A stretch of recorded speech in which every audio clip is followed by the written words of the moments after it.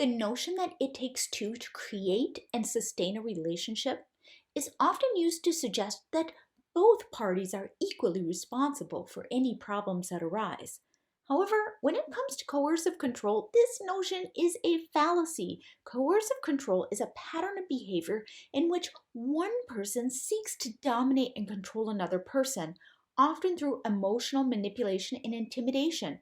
It's a form of abuse that's based on a power imbalance, so it's not something that both parties contribute to equally. What's frustrating is that even some psychologists do not recognize this. And when they're navigating partner disputes, they tend to focus on both people's roles on contributing to a conflict.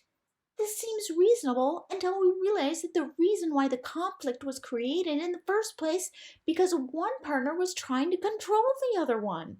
What's happening is not that two people are fighting and the guy becomes abusive because he gets angry, but that he gets angry in the first place out of a misplaced sense of entitlement, and that's why he becomes abusive. The woman being coercively controlled is often blamed for the abusive behavior, with the assumption being that if she simply tried harder or acted differently, the abuse would stop.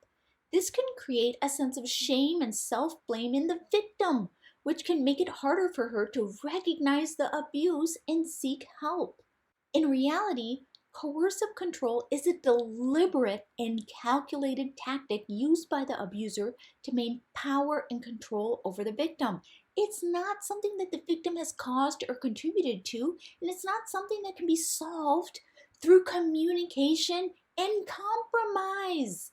If you have the "it takes two" mental model in your head while you're suffering from abuse, it will cause you to spin in circles trying to improve yourself and communicate better. Your self-improvement is not going to make your relationship better because you weren't at fault to begin with. Do you want to keep your psychological freedom? Subscribe for tips and tricks for avoiding creepy predators before you get in too deep.